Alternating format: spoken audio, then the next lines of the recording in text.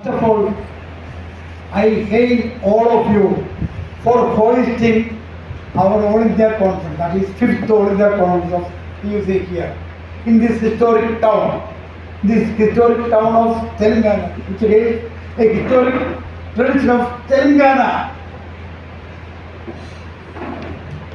మిత్రులారా, ఈ మహాసభని ఒక చారిత్రకమైనటువంటి భారతదేశంలోనే లిఖించబడిన చరిత్ర కలిగినటువంటి చరిత్ర ఒక తెలంగాణ గడ్డగేరు అది మీ అందరికీ తెలుసు. తెలంగాణ సాయుధ పోరాట రైతాంగ చరిత్ర అలాంటి సాట గడ్డ మీద మనం ఈ మహాసభ ఈరోజు జరుపుకుంటున్నాం. We are assembled here in a historic period. As a General Secretary of TUCA, I am coming here after having the conference of Punjab, Madhya Pradesh, Maharashtra, Andhra, Kerala and Karnataka. This is the 6th state conference of our movement.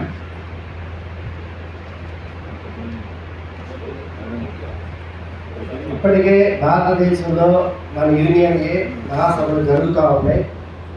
Punjab, Madhya Pradesh, Maharashtra, Karnataka, Andhra Pradesh, Kerala మహాసభలు ముగించుకున్నాం. ఈరోజు మీ తెలంగాణ మహాసభ 3వ మహాసభ జరుపుకుంటున్నాం. We are developing government. We are developing throughout India, from the seashore to the hill area. We are developing government. In the seashore, the struggling fisher workers against this blue economy. In the hill area, from Assam to Kerala, the planet is facing deep crisis, where we are developing government. So we are in a developing path. Our organization was formed in 1989 December. That is why we are the latest trade union center formed in India. But we are not saying that we are a new union. We are also the inherent part of AITUC, which was formed in 1920. ఇవాళ మన union భారతదేశంలో బాగా బలపడింది. ఒకప్పుడు ఏదో ఒక రాష్ట్రం ఒక ప్రాంతానికి చెందిందని అనేవు. ఇవాళ దేశవ్యాప్తంగా 10 రాష్ట్రాల్లో బలపడింది. ఇంకా చెప్పాలంటే సముద్ర తీరం మొదలెట్టి కొండ కోణాల వరకు మన యూనియన్ ఉంది. సముద్రంలో చేపలు పట్టే బ్లూ ఎకానమీ అనే పాలసీకి వ్యతిరేకంగా మత్స్యకారులు పోరాటం చేసి ఆ సంఘం మొదలైంది, దేశవ్యాప్త సంఘం. ఇవాళ కొండ కోణంలో క్వారీ సంఘాలు, ఆకు, బీడీ ఆకులు, తమలపాకులు, తేయాకు, కాఫీ చేసి అక్కడ యూనియన్ వాళ్ళ పూర్వీకులు పెంచాలనేది కూడా మన యూనియన్. ఇంతగా మనం అదే ఎదిగాం. అలాగే భవిష్యత్తులో ఇంకా బలపడింది మన యూనియన్. అవకాశాలు బాగా ఉన్నాయి. నిరుద్యోగం పెరిగిన కొద్దీ, ఉపాధి అవకాశాలు పోయిన కొద్దీ మనకు సంఘం పెరుగుతాడు. అలాగే 1923లో ఏర్పడిన ఏఐటీసీ ఇప్పటికీ ఆ పరిస్థితి ఏంటో మీకు తెలుసు. కానీ దాని గురించి కన్నా కూడా మనం వేగంగా పెరుగుతున్నాం. Why we formed? Because AITUC was distracted from its original principles, and CIT was also distracted from their original principles. They are all part of this globalization process nowadays. What you have seen, I am coming from Kerala. In Kerala, what you have seen is that last week, Chief Minister called a meeting of all trade unions. At that meeting, the water authority workers struggled against privatization of water authority. That water authority drinking of supply water is given to Vivendi Suez Company of French company. So privatization is going everywhere in India, corporate. మీకు తెలుసు చాలా యూనియన్లు ఉన్నాయి. AITC ఉంది, సిఐటీసీ ఉంది, ఇంకా చాలా యూనియన్లు. మరి వాళ్ళ యొక్క బలం కన్నా మన బలం ఎందుకు పెరుగుతాం? వాళ్ళు ఎందుకు రోజు రోజు వాళ్ళ పోరాట కట్టుకుని కోల్పోతా ఉంటారు? పోరాటాలు చేయకపోతే ఎవరికైనా ఎవరు ఉంది. నువ్వు పోరాడకపోతే నీ వెనకాల కూడా ఎవరు రాడు. అలాగే మనం పోరాడబట్టే ఈ మాత్రం బలపడ్డా. నేను కేరళకి చెందిన మనిషిని ఇటీవల కాలంలో సిపిఎం ముఖ్యమంత్రి విజయ్ కలిసినాం. రైతాంగం అలా కార్మికులు ఎదుర్కొన్న సమస్యలు డిమాండ్ మీద వింతపత్రం ఇచ్చారు. ఆయన సాధారణంగా ఆహ్వానించి పరిష్కారానికి కృషి చేస్తామని హామీ ఇచ్చారు. కానీ ఏది ఏమైనా ఈ పాలవర్గాల హామీల కన్నా కూడా యూనియన్గా పోరాడకపోతే మాత్రం పరిష్కారం కావాలి. when I visited Andhra Pradesh for their state conference 2 weeks ago, the workers of Vizag Steel Plant was in war path against Naidu government. ఇట్లా 2 వారాల క్రితం నేను ఆంధ్రాలో జరిగిన వారి 5వ మహాసభకి వెళ్ళాను. అక్కడ విశాఖ స్టీల్ ప్లాంట్ గురించి ప్రతినిధులు మాట్లాడారు. విశాఖ స్టీల్ ప్లాంట్ పోరాటాల ఫలితంగా ఇచ్చింది, ఎవరో ఉచితంగా దాన ధర్మాలతో రాలేదు. దానికి ఇచ్చిన ప్లాంట్ 32 మంది సూసైడ్ నేను చెప్పాను. అదే అంశాన్ని ఆయన మళ్ళీ ప్రస్తావించాను. Comrade Babu already depicts the pathetic situation of Vizag Steel Plant. That steel plant is not built by Chandrasekhar Naidu. Naidu's house was built by this Vizag Steel Plant. But what happened to the last week? 3,000 workers were retrenched by this Naidu government. 3,000 contract workers denied their job. ఇటీవల కాలంలో Visakha steel plant పోరాటం ఎక్కడ దాకా పోయిందంటే, అసలు ఈ ప్లాంట్ని చంద్రబాబు నాయుడు కట్టల. ఈ ప్లాంట్ని ఎవరు కట్టింది కాదు. ఇది కేంద్ర ప్రభుత్వం అప్పటి కాంగ్రెస్ ఇందిరాగాంధీ ప్రధానమంత్రిగా ఉన్నప్పుడు వాళ్ళు కూడా క్యాబినెట్లో ప్రపోజల్ కాదు ఇది. మాకు ఒక ప్లాంట్ కావాలి, ఒక స్టీల్ ప్లాంట్ కావాలి, ఒక కంపెనీ కావాలని ఆంధ్ర రాష్ట్ర ప్రజలు, ఉమ్మడి ఆంధ్రప్రదేశ్ ప్రజలు ఆంధ్రుల హక్కు విశాఖలో ఒక ప్లాంట్ పెట్టండి అని విశాఖ ఉక్కు అని నినాదంతో, ఈ నినాదం కూడా ఎవడో చేయలేదు, ఏ పార్టీ కాదు, స్వతంత్ర సమరయోగులు, పత్రికా సంపాదకులు, విద్యార్థులు పోరాటం. ఆ ఫలితంగా ప్లాంట్ వచ్చింది. ఎవడు కట్టింది కాదు ఇది, ఎవడు దాన ధర్మాలతో వచ్చింది కాదండి. అట్లాంటి ప్లాంట్ని ఈ మధ్యకాలంలో చంద్రబాబు నాయుడు అధికారంలోకి వచ్చినాక 3,000 మంది కాంట్రాక్ట్ కార్మికులను తక్షణమే తొలగించాడు. మీరు రేపు నుంచి పనికి రాకుండా పొమ్మని. కార్మికులు అందరూ పోయి గేట్ దగ్గర కూర్చున్నారు. 24 గంటలు సమ్మె చేశారు. The central government, that is the fascist Modi government, proposed to give that central government plan to Tata, Adani, Vedanta, JSW, any or of the private company. ఇవాళ దేశంలో టాటా స్టీల్ ఉంది, బొకారో స్టీల్ ఉంది, చాలా ప్లాంట్లు ఉన్నాయి. మరి అవన్నీ ఎట్లా నడుపుతున్నారు? సెయిల్ ఉంది. ఇవన్నీ నడుపుతుంటే లాభాల్లో ఉంది. విశాఖ స్టీల్ ప్లాంట్ లాభాల్లో లేదా? నడపలేదా? బాగా లాభాల్లో ఉంది. అదే ప్రపంచంలో అత్యంత నాణ్యమైన నెంబర్ 1 స్టీల్ని ఉత్పత్తి చేస్తుంది విశాఖ స్టీల్ ప్లాంట్. అందుకే ఏదైతే లాభం ఉందో అది నాకు కావాలంటున్నాడు.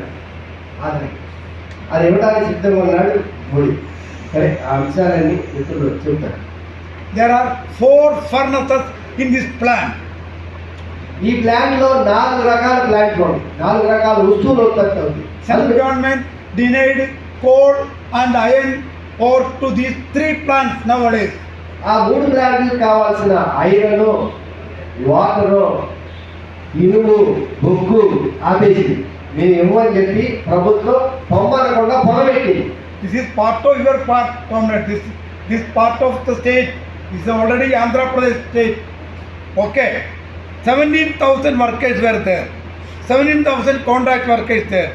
17,000 other workers are there. Around 1 lakh workers denied their job. Where they go for their daily bread? ఆ కంపెనీలో 3 రకాల ప్లాంట్లు ఉన్నాయి. 17,000 మంది శాశ్వత ఉద్యోగులు ఉన్నారు, 17,000 మంది కాంట్రాక్ట్ ఉద్యోగులు ఉన్నారు. వీళ్ళు కాకుండా అనాథరైజ్డ్గా రోజువారీ వేతనాలు తీసుకుని మరో 15,000 మంది కార్మికులు పనిచేస్తూ ఉన్నారు. వారి ఫలితంగా 1,00,000 మంది ఉపాధి పొందుతున్నారు. ఈ 1,00,000 మంది ఏం అవ్వాలి? This is not the plight of this Vizag Steel Plant workers. This is what also happened in Salem plant also. Salem Steel Plant also, which is the same struggle. ఈ రకంగానే తమిళనాడులో సేలం కంపెనీలో కూడా కార్మికులు పోరాటం చేస్తారు. మమ్మల్ని తీయద్దు, మా జీతాలు పెంచండి, మాకు ఇంకా మెరుగైన అవకాశాలు కల్పించండి అని పోరాటాలు జరుగుతూ ఉంటాయి. This is not the plight of ordinary workers, comrade, all over India.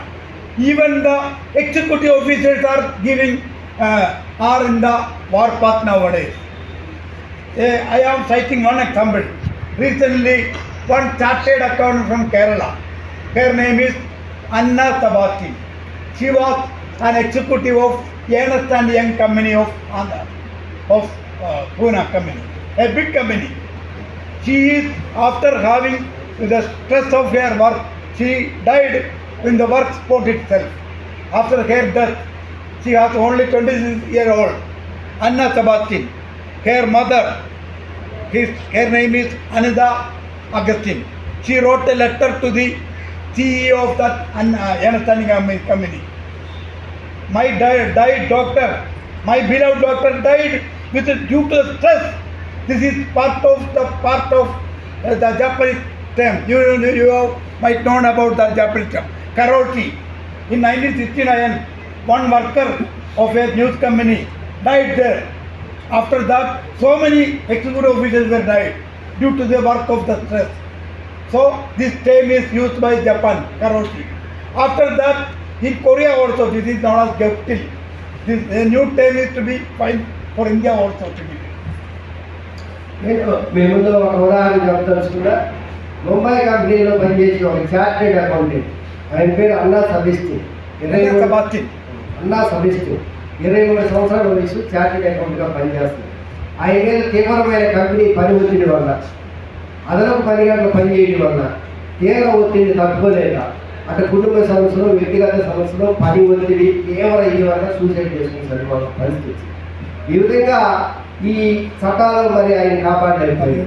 తీవ్రమైన స్వేచ్ఛ, స్వతంత్రాలు, సమయము వెచ్చించకపోవడం వల్ల, అవకాశాలు లేకపోవడం వల్ల ఆ వ్యక్తిని కోల్పోవాల్సి వచ్చిందని ఆయన తల్లి కేంద్ర ప్రభుత్వానికి లేఖరాసింది. చాలా విషయాకరమైన విషయం, అన్ని పేపర్లో కూడా వచ్చింది, మీరు చూసేవాళ్ళు. And you know, within 5 years, the price of gold is tripled. The price of diesel and petrol is tripled, doubled. How can we afford to live here? You know, when Modi government came to power, the price of diesel and petrol were below 60. Now it is covering 100. They are competing with that man, 100-meter. His name? 100-meter world champion. They are competing with world champion. Who touched the tape of 100? Petrol, diesel, and that man. This is the situation in India. Now we are in a position not to live with this our early money. The price hike is daily noted. This is not the situation in India, in America, in Europe. In Europe, you see that in Europe there are 28 countries in European Commission. In that countries, 19 countries witness workers struggle. They have not lived with their old wages. So please hike our wages. They witness 19 countries witness struggles of workers. In America is the leader of the world. We propose that they are making the Ukraine war.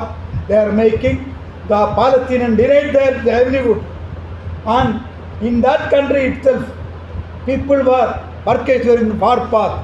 You might have known about Boeing company, Boeing 747 company. Boeing is a major company. They are destroying the Palestinian people. They are making aeroplanes. 33,000 workers of Boeing company were in war path nowadays. And after their strike, they demand that 40% of work height will be given to us. After their strike, Boeing company retrenched 17,000 workers there itself. And after that struggle, recently 50,000 workers of port in America is resorted to struggle. Their demand is that nowadays we got only $39 per hour. $39 means $40. 40 into 80 is 3,200 rupees per hour. We have not lived with this meager money. So please give us $69 per hour. That is their demand. From $39 to $69 demand.